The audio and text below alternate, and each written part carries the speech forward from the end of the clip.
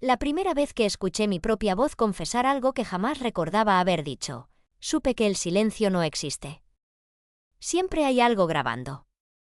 Siempre hay alguien escuchando.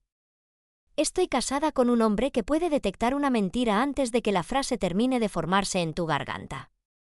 No exagero. Mi esposo es terapeuta especializado en lenguaje corporal y análisis vocal. No levanta la voz. No acusa. No revisa teléfonos. No hace escenas. Solo observa. Inclina apenas la cabeza cuando respondes. Parpadea menos de lo normal. Y espera. A veces ni siquiera hace preguntas. Y eso es lo que más duele. Porque cuando no te preguntan nada, significa que ya creen saberlo todo. Durante años pensé que era una ventaja estar con alguien tan perceptivo. Me sentía comprendida. Sostenida. Hasta que empecé a sentirme leída. Analizada. Clasificada. Yo decía estoy cansada y él respondía. No es cansancio. Es frustración contenida. Yo decía estoy bien y él sonreía apenas. Tu tono subió medio tono al final. No estás bien. Nunca lo decía con maldad. Nunca con superioridad. Era peor. Lo decía con calma clínica. Como si yo fuera un caso interesante. Como si fuera material de estudio. No puedo señalar el día exacto en que empecé a sentirme sola.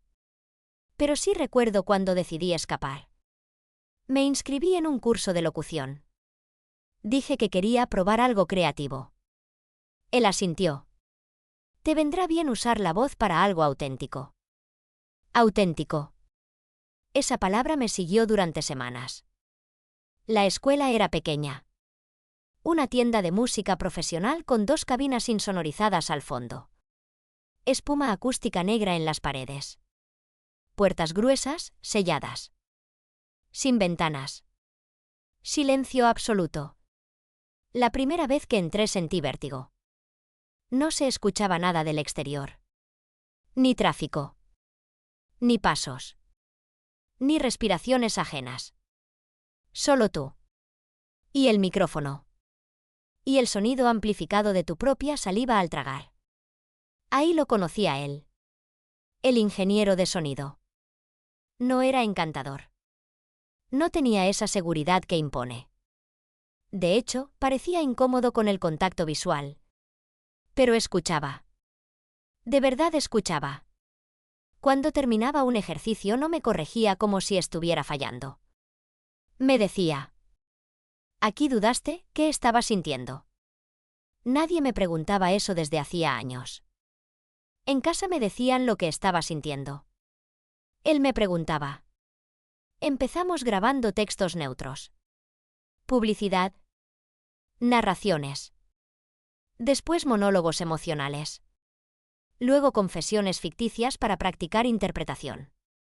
Imagina que traicionaste a alguien. Imagina que ocultas algo. Imagina que amas a 2 personas al mismo tiempo. Yo lo hacía bien. Demasiado bien. Un día, cuando ya todos se habían ido, él cerró la puerta de la cabina y dijo: graba algo que nunca le dirías a nadie. Me reí. Eso no se actúa. Precisamente. Entré. Cerré la puerta. El clic del sello fue seco, definitivo. Me coloqué los auriculares. Escuché mi respiración amplificada. Nunca había estado en un lugar tan silencioso.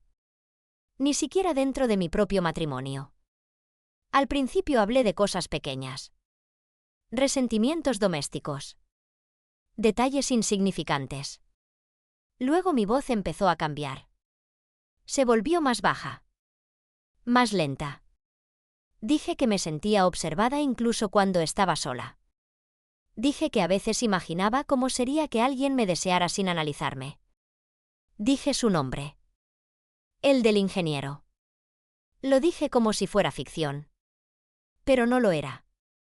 Cuando salí, él no dijo nada. Solo me miró con una intensidad nueva. Eso no fue actuación. No respondí. No hacía falta. La traición no empezó en la piel. Empezó en el oído. En la forma en que él inclinaba la cabeza para escucharme respirar. En cómo regulaba el volumen del micrófono cuando mi voz temblaba.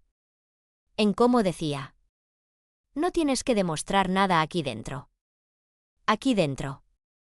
La cabina se volvió un lugar aparte del mundo. Un espacio donde mi esposo no podía leer mis microexpresiones. Donde nadie analizaba mis pausas. Donde yo decidía qué versión de mí misma salía al exterior. La primera vez que lo besé fue después de grabar. Ni siquiera recuerdo haberlo decidido. Fue como si la energía acumulada en el silencio necesitara una salida.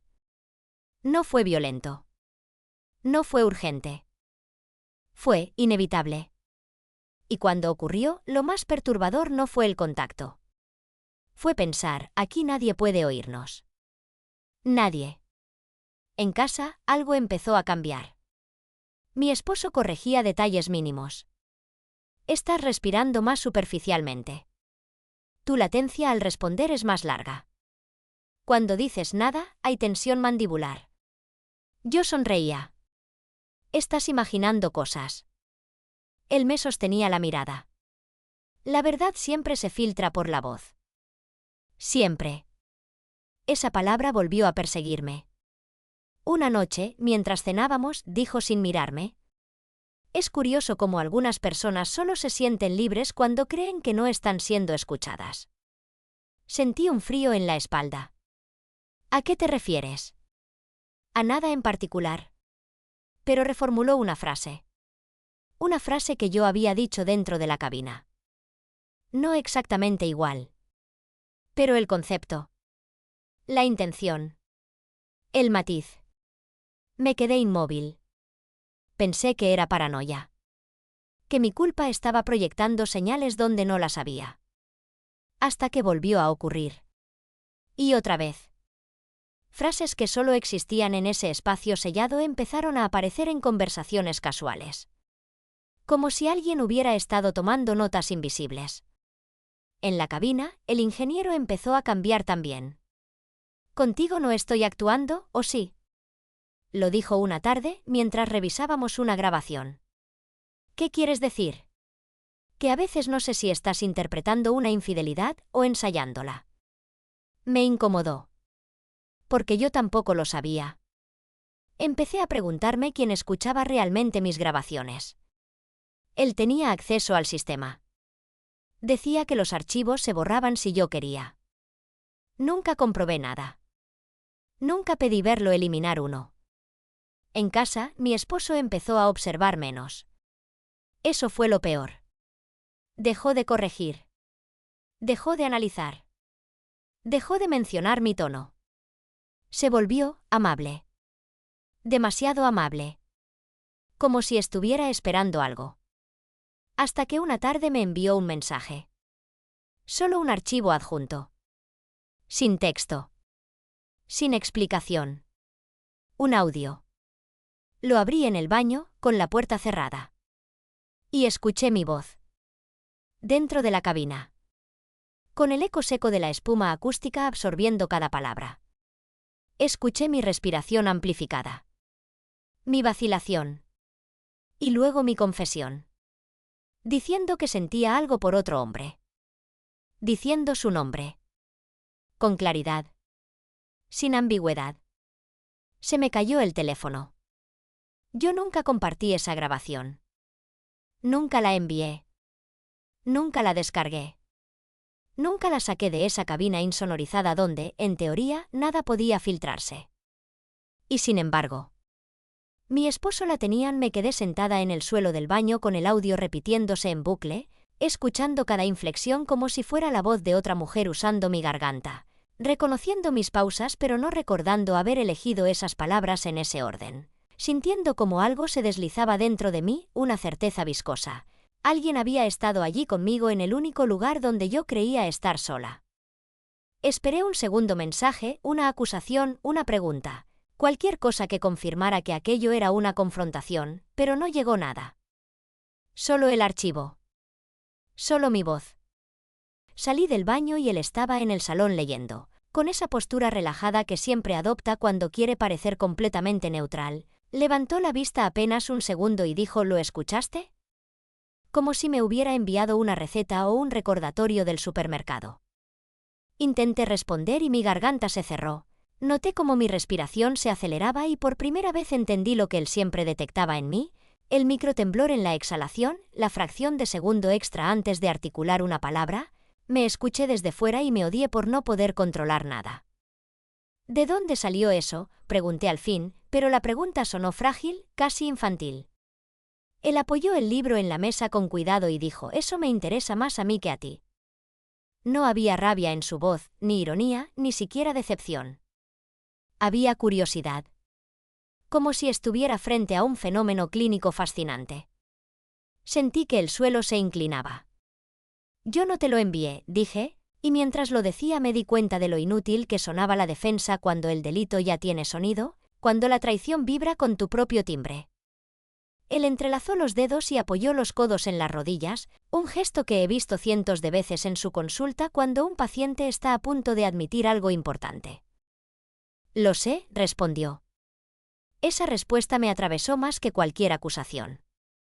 «Lo sé». Entonces, si él sabía que yo no se lo había enviado, ¿cómo lo tenía? ¿Quién se lo dio? ¿Desde cuándo?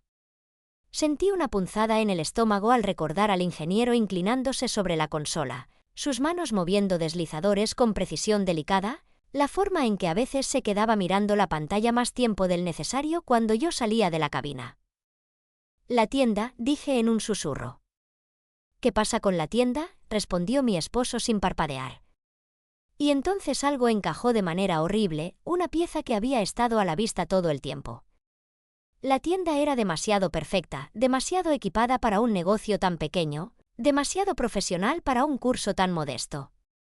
Recordé haber visto una placa discreta en la pared con el nombre de un propietario que nunca aparecía, un nombre que me resultó vagamente familiar pero que no asocié con nada en su momento. Ahora lo veía claro. Ese nombre había aparecido alguna vez en la lista de pacientes de mi marido cuando organizábamos archivos en casa.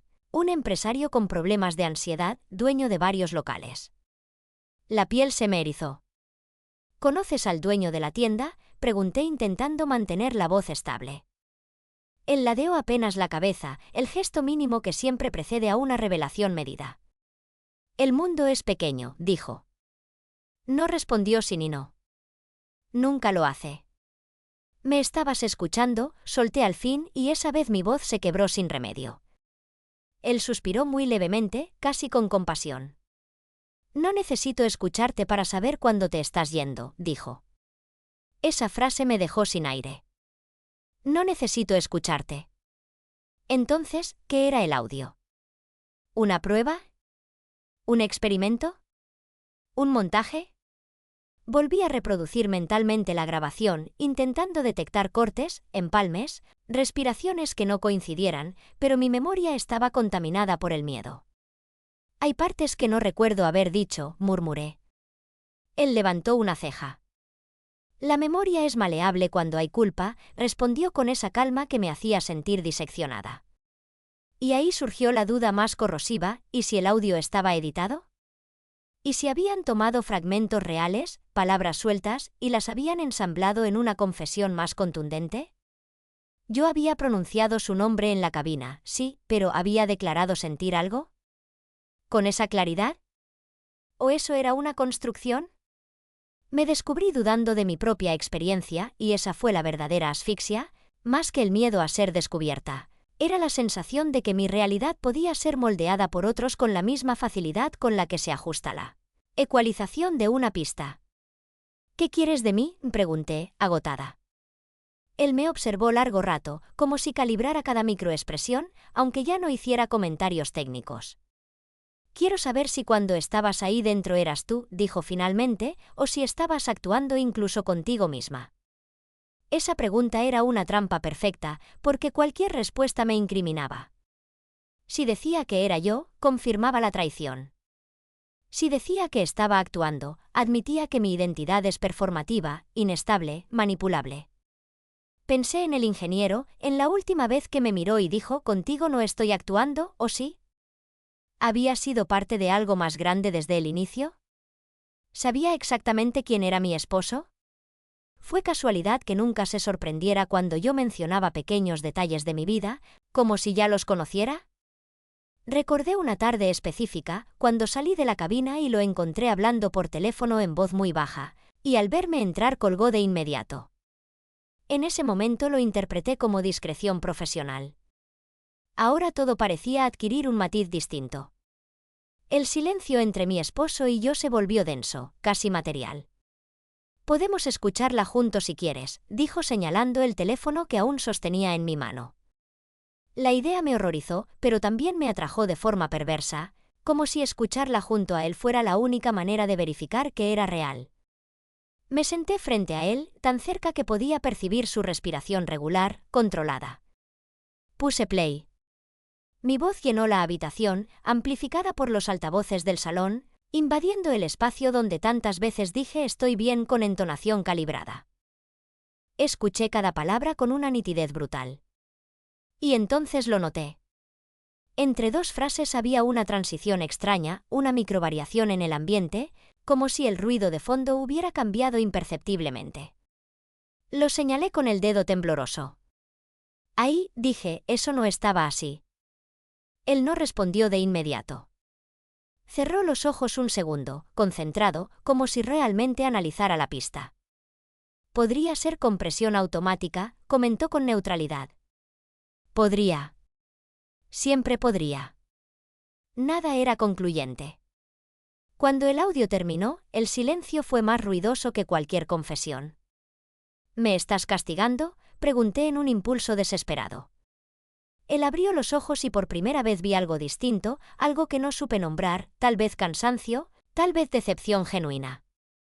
«No», dijo despacio. «Estoy intentando entender en qué momento dejé de ser suficiente para que tu verdad saliera en mi presencia y necesitara una cabina insonorizada». Esa frase me atravesó con una culpa nueva, más compleja que la simple traición.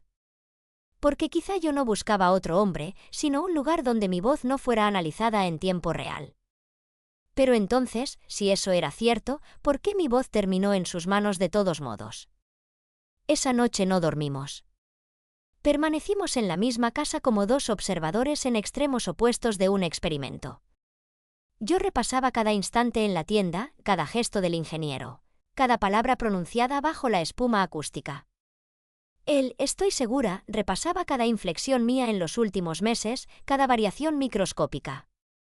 Y en algún punto, en medio de esa vigilia tensa, comprendí que el verdadero poder no estaba en haberme escuchado, sino en haberme hecho dudar de si alguna vez estuve realmente en silencio.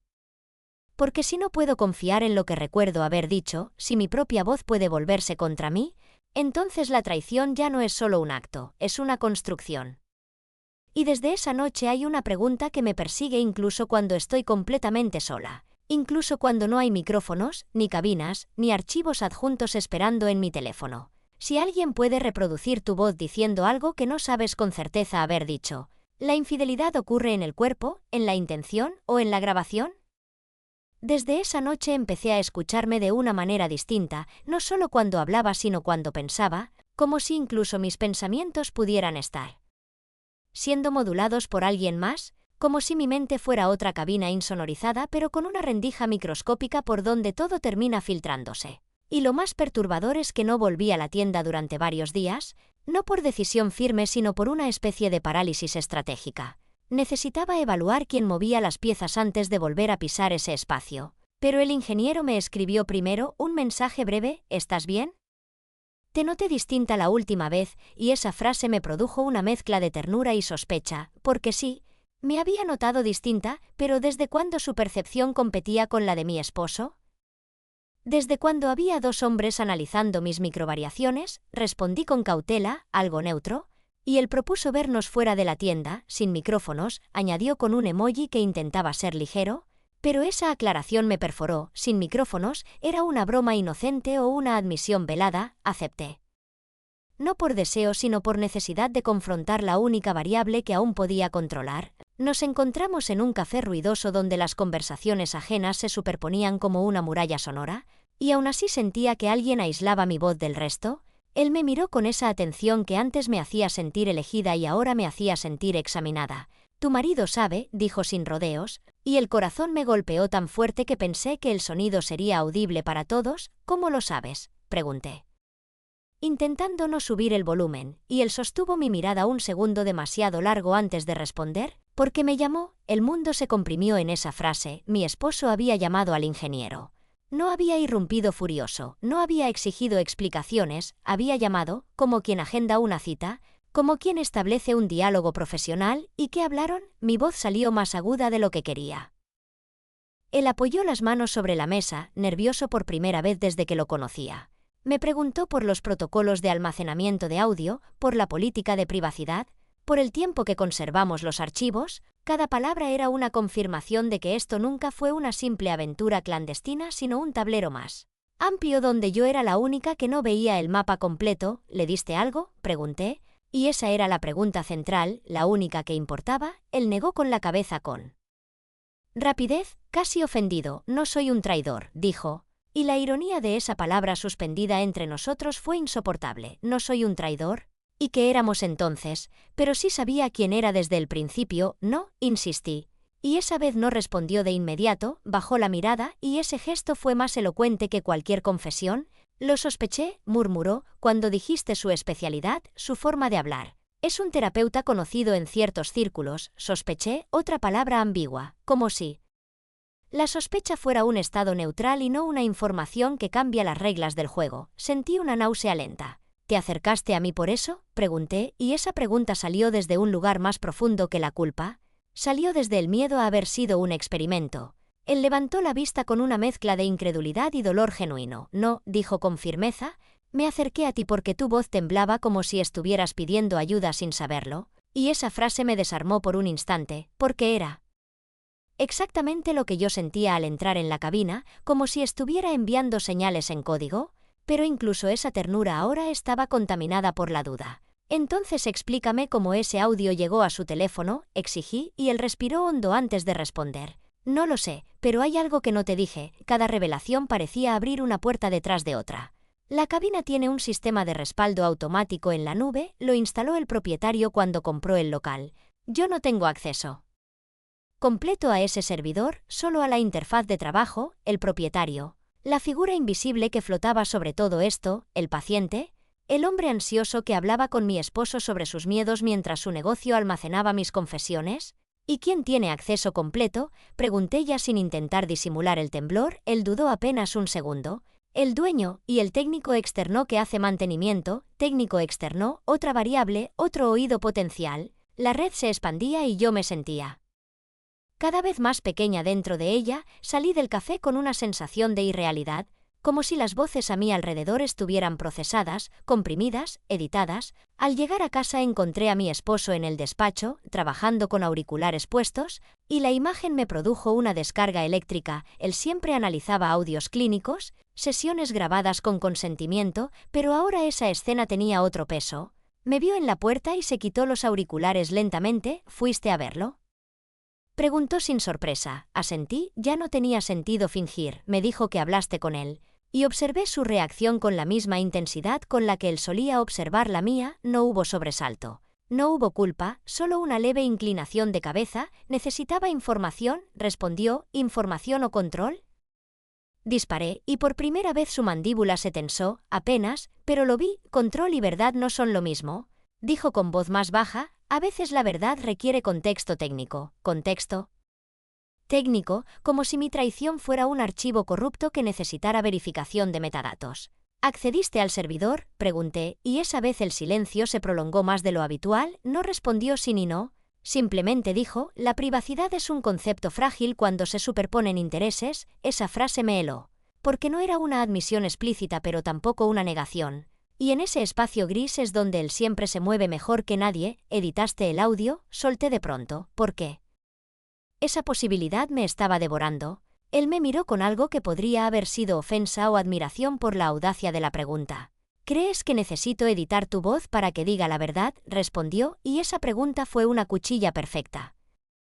Porque implicaba que todo lo que estaba allí ya era suficiente, que no hacía falta manipular nada. Pero yo seguía oyendo ese pequeño salto entre frases, esa microalteración en la textura del sonido. Y empecé a obsesionarme, pasé horas con auriculares, analizando la pista en mi propio teléfono, subiendo el volumen, repitiendo fragmentos, buscando inconsistencias como si fuera un perito forense de mi propia conciencia, y cuanto más escuchaba menos segura estaba, había momentos que reconocía con nitidez, recuerdos sensoriales asociados, la posición exacta del cuerpo frente al micrófono, la presión de los auriculares en las sienes, y otros que parecían ajenos, como si mi voz estuviera pronunciando ideas que yo solo había pensado sin verbalizar. ¿Es posible que la mente complete silencios, que el deseo rellene huecos? Empecé a temer que el verdadero peligro no fuera que me hubieran grabado, sino que me conocieran lo suficiente para reconstruirme, y mientras tanto mi esposo adoptó una actitud aún más desconcertante, dejó de mencionar el tema, volvió a su rutina, a sus pacientes, a sus observaciones suaves, pero ahora cada vez que me decían ¿cómo estuvo tu día?, yo sentía que esa pregunta tenía capas invisibles, que no buscaba información sino resonancias. Una noche, mientras me cepillaba los dientes, se acercó por detrás y dijo casi en un susurro: «La cabina no estaba tan insonorizada como creías». Me giré bruscamente, el corazón disparado. «¿Qué significa eso?», pregunté, y él sostuvo mi mirada en el espejo, nuestras dos imágenes reflejadas, duplicadas, como un eco visual. Significa que ningún espacio es completamente hermético cuando alguien está decidido a escuchar, y no supe si era una amenaza, una advertencia o una confesión velada. Desde entonces duermo con la sensación de que mi voz ya no me pertenece del todo, de que puede ser extraída, aislada, ensamblada en narrativas que me superan, y lo más inquietante es que ya no estoy segura de qué parte fue traición real y qué parte fue inducida. Porque si alguien siembra suficiente duda en tu memoria, puedes terminar creyendo que hiciste cosas que solo imaginaste, o negando cosas que sí sucedieron, y a veces, en mitad de la noche, me levanto y voy al salón, tomo el teléfono, reproduzco el audio una vez más, cierro los ojos e intento sentir si esa mujer soy yo, si esa respiración es la mía, si ese temblor nació del deseo o del miedo, y cada vez que termino de escucharlo me hago la misma pregunta, que todavía no sé responder: si mi voz puede ser capturada en el único lugar donde creía estar a salvo. La traición fue haber amado a otro hombre, o haber creído que existía un silencio que mi esposo no podía atravesar. La última pieza cayó una semana después, cuando recibí un correo sin remitente visible, sin asunto, solo un enlace caducable a un archivo comprimido que desaparecía en 24 horas. No se lo dije a mi esposo. No se lo dije a nadie. Lo abrí sola, en la oscuridad del salón, con las luces apagadas, como si eso pudiera devolverme algún tipo de control. Dentro había varias pistas de audio con fecha y hora. No solo la confesión que él me envió. Había otras. Fragmentos. Ensayos. Pruebas de respiración. Silencios largos donde solo se escuchaba mi pulso filtrado por el micrófono. Y entonces encontré algo más. Una pista titulada Sesión-prueba-ambiente. La reproduje. Al principio solo se oía la cabina vacía. El zumbido eléctrico mínimo del equipo. Luego, a los 37 segundos, un clic. La puerta. No desde dentro. Desde fuera. Un segundo canal se activaba, casi imperceptible, captando el exterior del cuarto. Pasos. Una tos baja. Y una voz masculina que no era la del ingeniero. Era más grave. Más contenida. Más familiar de lo que mi cuerpo estaba dispuesto a aceptar.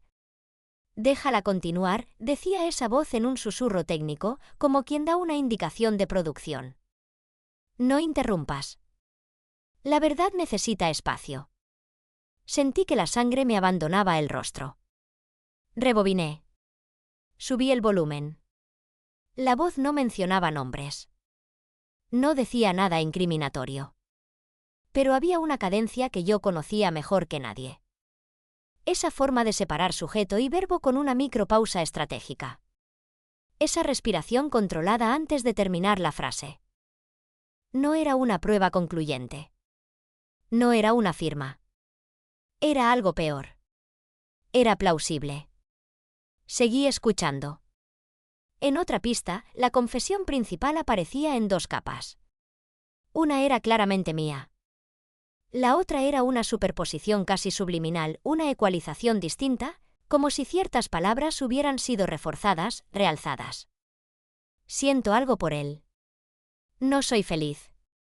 Aquí me siento libre. Frases que sí había pensado. Algunas que había dicho. Otras que no podía jurar haber pronunciado en voz alta. El archivo incluía metadatos. Y en los metadatos, un nombre de usuario para el último acceso al servidor. No era el del ingeniero. No era el del propietario. Era un identificador genérico, pero asociado a una dirección IP local. Mi casa. O la consulta de mi esposo. Eran prácticamente la misma red. Me quedé inmóvil frente a la pantalla, sintiendo que el experimento había sido mucho más sofisticado de lo que imaginé. No se trataba solo de descubrir si yo era infiel. Se trataba de observar hasta dónde podía llevarme la sugestión, la culpa, el miedo. Se trataba de ver si mi identidad resistía la presión de una narrativa diseñada. Al día siguiente, él me preguntó con su tono habitual, ¿has pensado en lo que escuchaste? Y entendí que la pregunta no era sobre la traición. Era sobre mi interpretación. Sobre si yo misma terminaría adoptando la versión más conveniente para él. Lo miré a los ojos y por primera vez no intenté modular mi voz, no intenté regular mi respiración, no intenté ser legible ni indescifrable. Solo hablé. Creo que alguien editó mi confesión, dije despacio. No pregunté. Afirmé. Hubo un silencio largo. Esta vez no clínico. Real. Él no corrigió mi tono. No señaló microexpresiones. No inclinó la cabeza. Solo sostuvo mi mirada. «Eso cambia lo que sientes», respondió al fin. Y ahí estuvo la trampa definitiva. Porque incluso si el audio estaba manipulado, incluso si la captura fue una invasión calculada, incluso si todo fue un montaje para forzar una revelación, había algo que era innegable. Yo había buscado ese silencio. Había buscado otra escucha. Había deseado una versión de mí que no se sintiera analizada. No lo sé, contesté, y esa fue la única verdad limpia que pude ofrecer. Él asintió lentamente. Entonces el problema no es la grabación, dijo. Y comprendí que, editado o no, el archivo había cumplido su función. No necesitaba ser 100% auténtico. Solo lo suficientemente verosímil para fracturar mi seguridad. Esa noche tomé una decisión que nadie más escuchó. No fui a la tienda. No confronté al propietario. No volví a ver al ingeniero. Tampoco acusé directamente a mi esposo. Hice algo distinto. Apagué mi teléfono. Desconecté el router. Y me senté en medio del salón en completo silencio. Sin micrófonos. Sin espuma acústica. Sin auriculares. Solo yo y mi respiración sin amplificar. Cerré los ojos e intenté escucharme desde dentro, sin intermediarios, sin análisis externo. Y por primera vez en meses entendí algo aterrador. Ya no sabía cómo suena mi voz cuando nadie la está evaluando.